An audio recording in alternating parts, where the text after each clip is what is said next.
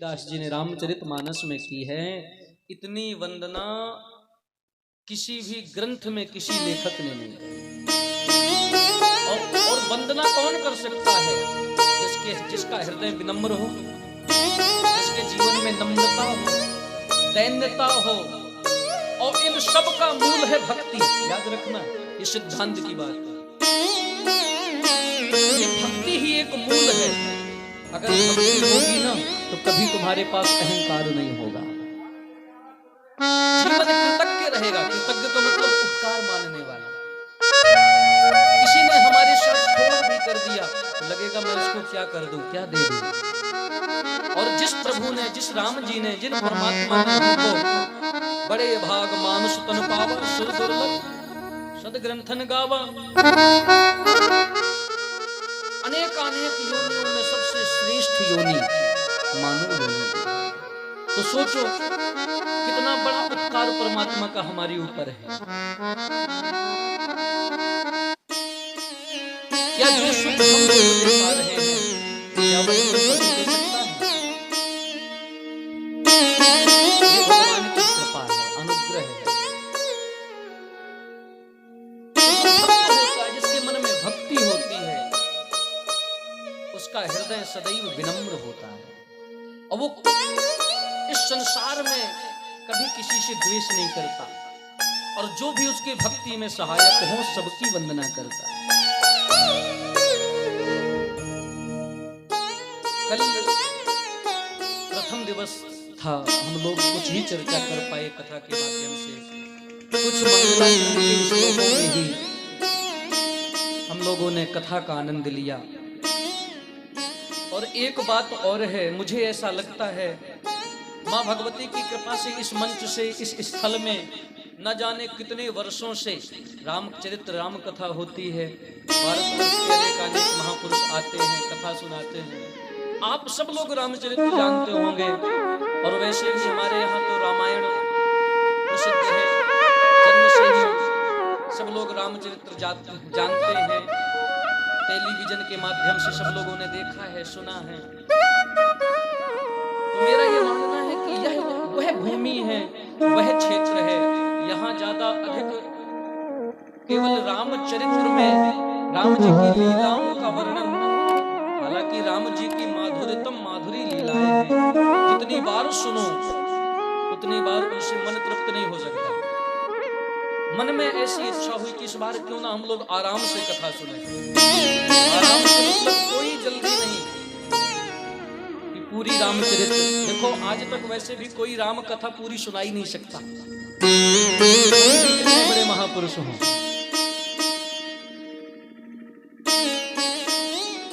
और हम तो ठहरे साधारण से अल्पज्ञ। गुरु कृपा से, माँ अम्बे मैया की करुणा से हम बैठ करके कुछ कहने की पात्रता मिल रही है, सो कह रहे। तो इसलिए कहने का हमारे तात्पर्य, बड़े आनंद से मस्ती के साथ एक एक शब्द में, एक एक चौपाई में जहां जो रस मिलेगा उस रस को पूर्णतः लेते हुए आगे बढ़ना। कोई जल्दबाजी नहीं, बड़े आनंद से। क्योंकि देखो राम कथा न जाने कितनी बार हम लोगों ने सुनी, कितनी बार कही, लेकिन जीवन में परिवर्तन नहीं दिख रहा। अगर परिवर्तन नहीं दिख रहा तो इसका मतलब है हमने कथा सुनी नहीं, समझी नहीं। सर्वणम कृपई सर्वई श्रीमद् भागवत जी में आया है। गोकर्ण जी महाराज के लिए कथा सुनाई श्रीमद् भागवत में। जब कथा पूरी हो गई तो सुंदर दिव्य विमान आया। एक विमान आया, धुंधकारी जी बैठ करके जाने लगे। गोकर्ण जी ने रोका, अरे भैया रुकिए, मैंने कथा सुनाई, यहाँ हजारों लाखों लोगों ने कथा सुनी, और विमान केवल एक धुंधकारी के लिए क्यों आया? तब भगवान के पार्षद ने कहा, गोकर्ण जी कथा तो आपने कही, सब लोग भी बैठे थे, सबने सुनी भी, लेकिन जैसे सुनना चाहिए वैसे किसी ने सुनी नहीं। श्रवणम तू कृतम सर्वई ना मननम, मनन नहीं किया। श्रवण के साथ में मनन बहुत जरूरी है। और जब मनन के बाद तब उसको अपने जीवन में उतारना है। रामचरित्र केवल कहने का विषय नहीं, सुनने का विषय नहीं, रामचरित्र जीने का विषय है। रामचरित्र जीने का विषय है भैया। मेरे गुरुदेव कहते थे, संसार में जितनी भी योनियां हैं, ध्यान देना, जितनी भी आकर 84 लाख योनियों में केवल एक मानव योनि ऐसी है जिसको कर्म योनि कहा जाता है। इसी देह के द्वारा हम सत्कर्म कर सकते हैं। अन्य जितनी योनियां हैं ये सब भोग योनियां हैं, वो बस केवल भोग भोग। अगर मान लो देवता बन गए तो सुराणाम की दुर्लभा, देवताओं के यहाँ भी सत्संग और देवताओं के यहाँ भी कथा नहीं मिलती, वहां भी भोग भोगो, सुख विलास में डूबे रहो। और यदि कोई कीड़े बन गए, पशु बन गए, तो क्या पशु राम राम जप सकता है? कथा सुन सकता है? नहीं बैठ सकता। तो जितनी भी योनियां हैं सब भोग योनियां हैं। कर्म योनि तो यह देह है, यह मानव शरीर है। जितने भी लोक हैं, जितने लोक हैं, 7 ऊपर के 7 नीचे के, भू भुआ स्वा जना तपा सत्य, अतल वितल सुतल तलातल रसातल महातल पाताल, जितने नीचे ऊपर सब, ये सब भोग लोक हैं। जो जैसे कर्म करें उन लोकों में जाकर के भोगता है। लेकिन यह मृत्यु लोक क्या है? यह कर्म लोक है।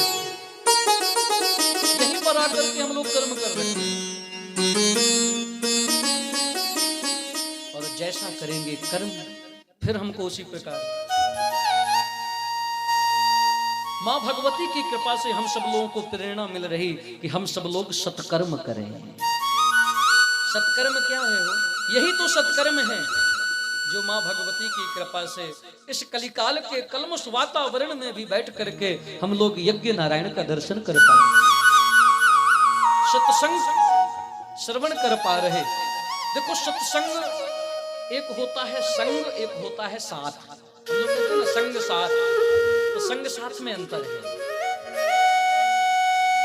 साथ कहलाता है जैसे आप लोग साथ साथ बैठ के कथा सुन रहे हैं, 2 माताएं साथ साथ कथा सुन रहे हैं, शरीर का साथ, हम लोग साथ बैठे हैं, साथ कथा सुन रहे, साथ भोजन कर रहे। लेकिन संग दूर होकर के भी किया जा सकता है। संग जो है हजारों लाखों किलोमीटर दूर भी रह करके हम यहीं से बैठे बैठे किसी का संग कर सकते हैं। अगर यदि ऐसा ना होता तो फिर सत्संग शब्द ही निरर्थक है। क्योंकि सत्य कौन है? सत्य तो परमात्मा है। और सत्य का संग करना, भले परमात्मा हमको दिखे नहीं।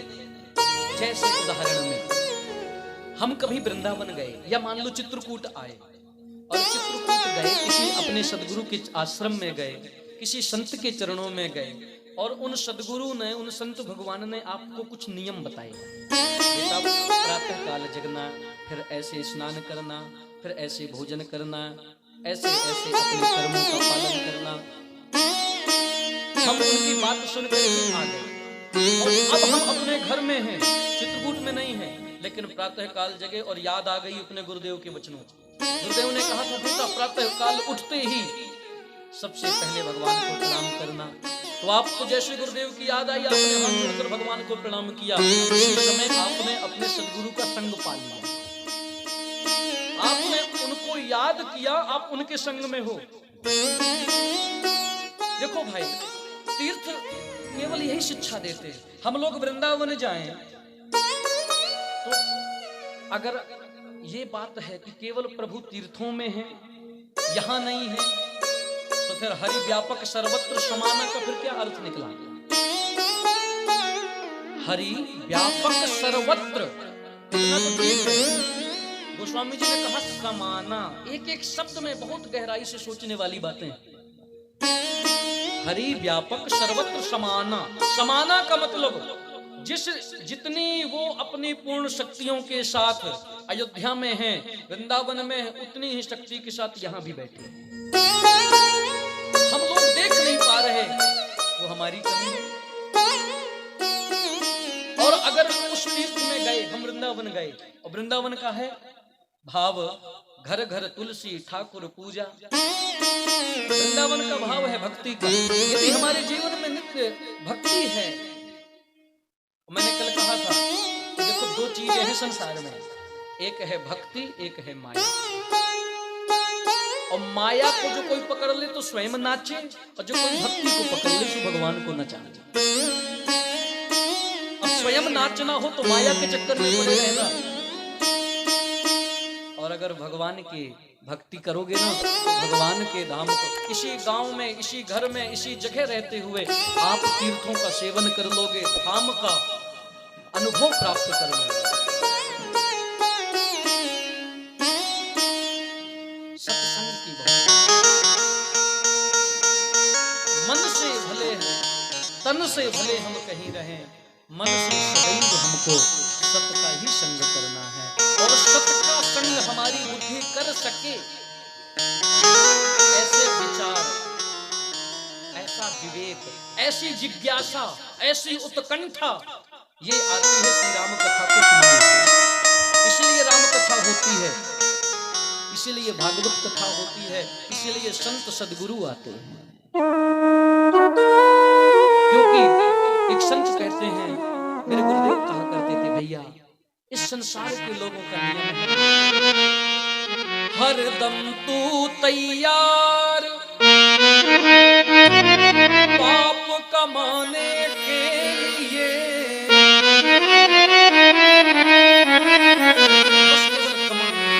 कमाई कैसे देखना कि वो धर्म से आ रहा, अधर्म की, अन्याय से आ रहा, न्याय से नहीं, बस हरदम तू तैयार पाप कमाने के लिए, तो समय निकाल गाने के लिए। हम देह में ऐसे फंसे हैं, इस देह को प्राप्त, अरे भगवान ने अगर स्वरूपवान बनाया है, बलवान बनाया है, धनवान बनाया है, तो उसका उपयोग, उसका उपभोग केवल तुम्हारे लिए नहीं है। परहित सरिस धर्म नहीं भाई। अरे केवल अपने लिए जीना, केवल अपने लिए अपने को, स्वयं को सुख सुविधा, अरे ये तो पशु भी कर लेते हो। प्रातः काल उठ करके, पक्षी भी उठ करके तुरंत भोजन की तलाश में जाते हैं। आप भी कमाई में लग गए, वो भी जब थक गए तो आकर सो जाते हैं, आप भी सो जाते हैं। आपके पत्नी हैं, बच्चे हैं, तो पशुओं के भी तो बहुत बड़े बड़े परिवार हैं। आपके तो ज्यादा से ज्यादा 1, 2, 3 बेटे बेटियां होंगे, उनके तो 10-10 पशुओं के एक साथ होंगे। भोजन भी आपसे ज्यादा करते हैं।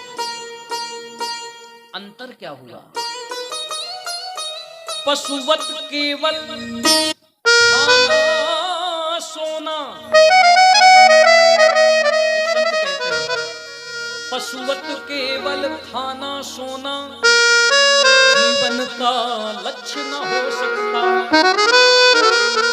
वह मनुज नहीं जिसके हिय में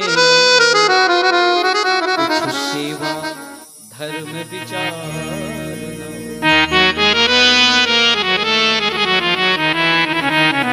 जीवन इतने के लिए आहार निद्रा भय मैत्रा सामान्य में तत् पशु मिल रहा। आहार निद्रा भय संतति बराबर है, लेकिन यह जो भक्ति है ना, भगवान के नाम का संकीर्तन, ये सब लोग, ये केवल हम ही कर सकते हैं। और जब ये सब होगा तब जीवन में दैन्यता आएगी, विनम्रता आएगी, सहजता आएगी, शीलता आएगी, और यही सब भक्त के लक्षण है। और ये जब सब जीवन में आ जाएं तब भगवान फिर आपसे दूर नहीं। फिर हर क्षण दास प्रभु हैं। गोस्वामी जी ने नम्रतापूर्वक बड़ी विस्तृत मंगलाचरण, बड़ी विस्तृत, कल हम आप सबने गुरुदेव के मंगलाचरण तक की कथा सुनी थी। गोस्वामी जी ने सत्संग की महिमा गाई। इसके बाद साधुओं की महिमा, साधुओं की भी बहुत सुंदर महिमा। विधि हरिहर कवि कोविद बानी, कहत साधु महिमा सकुचानी।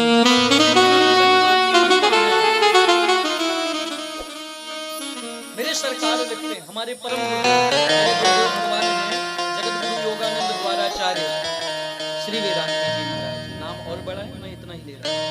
चित्रकूट वाले श्री वेदांती जी महाराज के नाम से इस जगत में सुनित प्राप्त थे। और मेरे गुरुदेव के गुरुदेव, अगर आप लोगों ने नाम सुना हो, अयोध्या के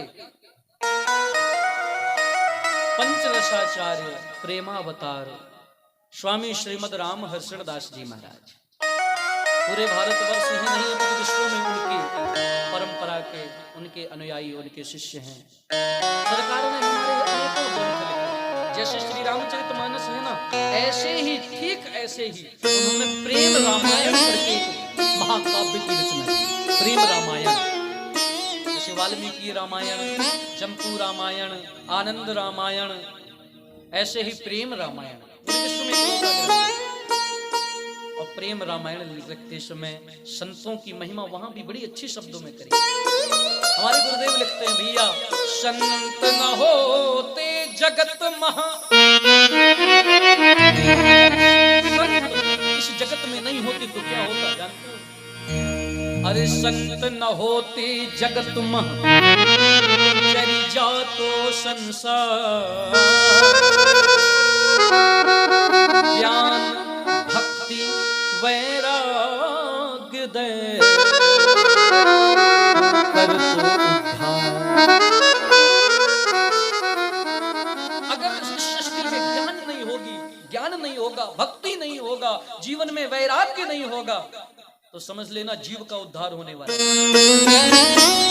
मुझे तो लगता है ये ज्ञान, भक्ति, ज्ञान, वैराग्य, ये त्रिवेणी हैं, ये तीनों त्रिवेणी संगम, और ये त्रिवेणी संगम को अपने साथ में लेकर के चलते फिरते तीर्थराज प्रयाग हैं संत। बात समझ में आई? तीर्थराज प्रयाग में क्या है? गंगा यमुना सरस्वती का संगम है। और यही चीज है भक्ति, ज्ञान, वैराग्य, इन तीनों का संगम साथ में लेकर के संत चलते हैं। गोस्वामी जी ने इसी बात को मुद मंगल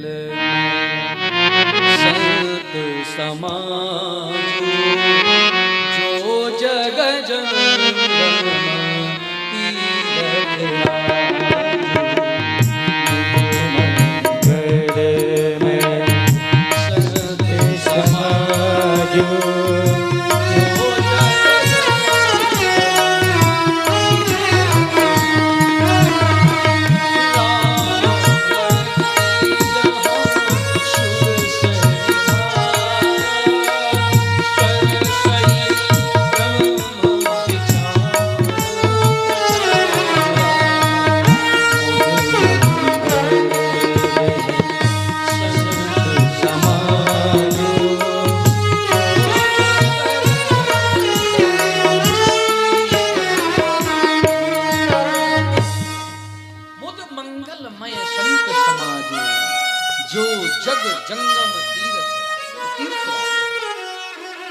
साधु नाम दर्शनम पुण्यम तीर्थभूता ही साधवः। शास्त्र कहते हैं साधुओं का दर्शन, अगर अच्छे संत का दर्शन हो जाए ना, तो तीर्थों में किए हुए स्नान का पुण्य है, वो समय जब आएगा तब मिलेगा। लेकिन अच्छे संतों का, साधुओं का दर्शन करने के बाद तुरंत ही पुण्य मिल जाता है, तुरंत। धर्म अर्थ काम मोक्ष पुरुषार्थ मिल जाते हैं। और भैया सच्चे शास्त्र, मैं बहुत ही विनम्रता पूर्वक निवेदन कर रहा हूं व्यासपीठ से, इस बात को जरूर याद रखना। आज के इस कलयुग के कलमश वातावरण में हम लोग पहचानने में गलती करते हैं। इसलिए मैंने कहा बहुत ध्यान दे के बात सुनिएगा, भक्ति और ज्ञान तीनों दोनों की बहुत जरूरत है। अगर भक्ति आपके पास बहुत है लेकिन ज्ञान नहीं है, तो आपकी भक्ति आपके पतन का कारण बन जाएगी। कई ऐसे होते हैं महाराज, बहुत अच्छी भक्ति है और न जाने किसी खल के, किसी पाखंडी के चक्कर में पड़ गए तो वो तो स्वयं डूबेगा और अपने शिष्यों को भी ले डूबेगा। तो भक्ति तो हो लेकिन ज्ञान भी हो, विवेक भी हो। और अगर मान लो भक्ति नहीं है, ज्ञान ही ज्ञान है, खूब ज्ञानी है, भक्ति नहीं है, तो वो ज्ञान आपके जीवन में नीरसता रखेगा, जीवन में रस नहीं रहेगा, अभिमान उत्पन्न कर देगा, अहंकार रहेगा। अगर भक्ति होगी तो जीवन सरस रहेगा। ये दोनों बहुत आवश्यक है और ये दोनों संतों की कृपा से आते हैं, सदगुरु की कृपा से आते हैं।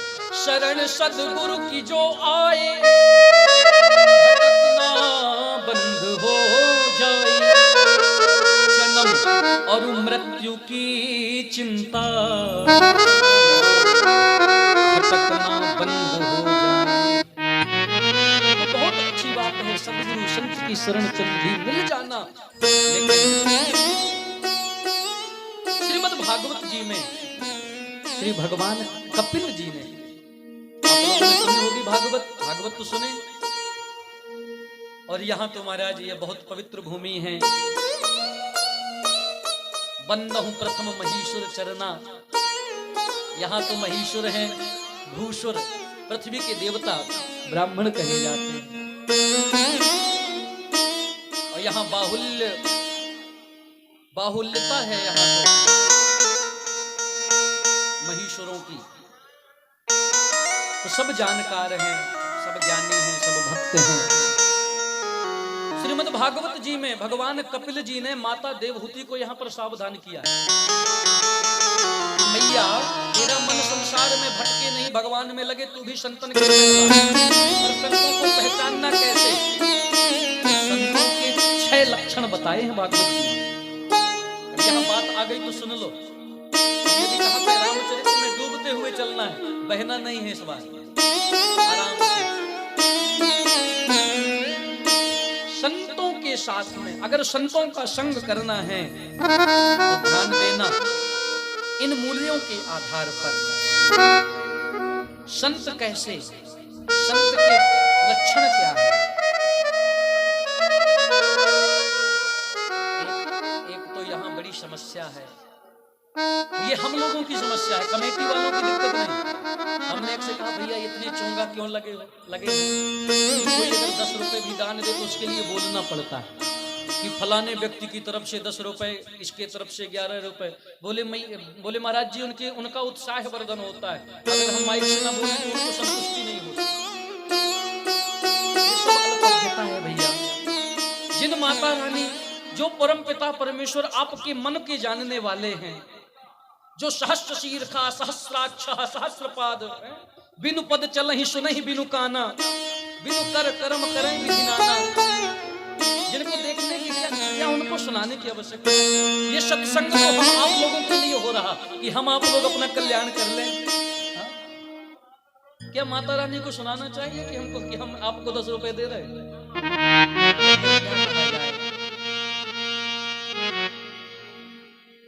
सब विडंबनाएं हैं। यही सत्संग का अभाव, सत्संग का अभाव। सत्संग के अभाव में ही ऐसे प्रभाव जीवन में दिखते हैं, समाज में दिखते हैं। प्रेम से बोलिए जय सिया राम, जय सिया राम। तो मैं निवेदन कर रहा था संत के बारे में। गोस्वामी जी ने कहा मुद मंगलमय तितिच्छवः कारुणिका सुहृदः सर्वदेहिनां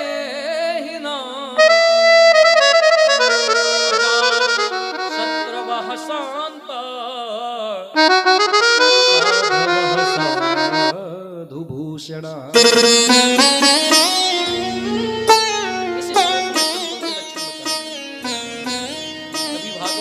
कथा सुनिए तब इसका विस्तृत व्याख्या बस यहाँ तो हम संक्षिप्त में बता दें। तितिक्षा माने होती है सहन शक्ति। संत का पहला लक्षण होता है सहने की शक्ति। संत बहुत सहनशील होते हैं, बहुत क्षमा करने वाले होते हैं। कैसे? गोस्वामी जी ने कहा, बूंद आघात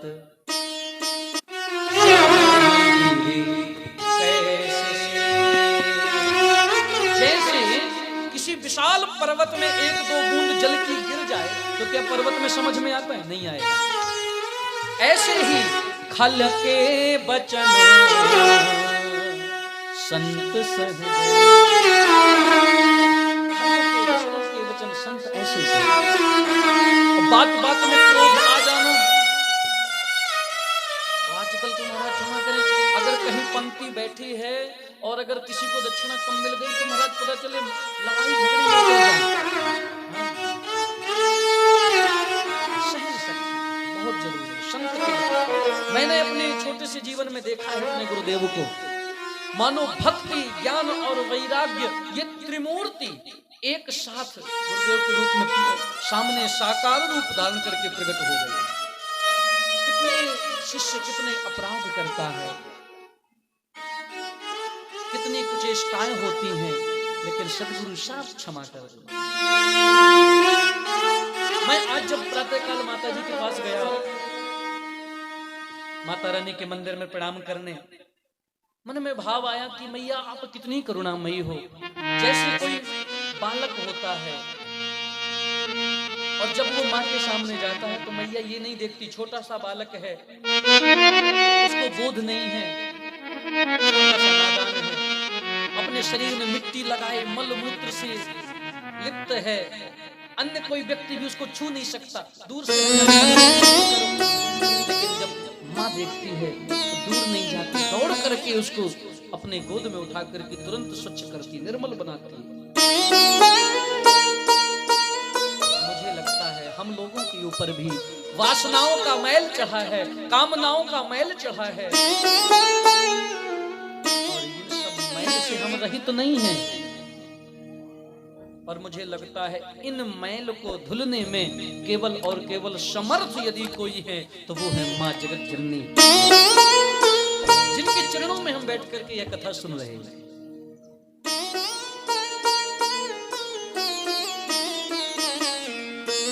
आके युग पद कमल मनावो, कृपा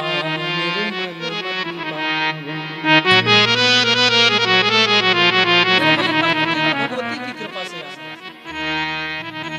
देवी पूज कमल तुम्हारे,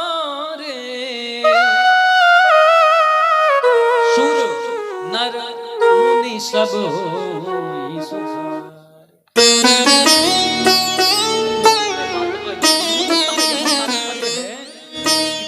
कमल पूजने से सुखी क्यों हुए? क्योंकि माता जी की कृपा से बुद्धि निर्मल हो जाती है, तन मन सब निर्मल हो जाता है, और निर्मल मन जन सो मोहि पावा, राम जी कहते हैं निर्मल तो मुझको प्राप्त हो जाता है। और राम जी सो सुख धाम राम असनामा, वो सुख के राशि हैं। तो सोचो फिर तो सुख मिल गया। और मूल में सबसे बड़ा सहयोग केवल केवल माता रानी का। इसलिए अगर निर्मलता चाहिए हो ना, भक्ति चाहिए हो, तो नित्य प्रातः काल उठ करके भले मंदिर आओ तो बहुत अच्छा, नहीं आ सकते तो वहीं से माता अम्बे रानी के चरणों का ध्यान करके उनको प्रणाम कर लेना, धीरे धीरे बुद्धि निर्मल हो जाएगी।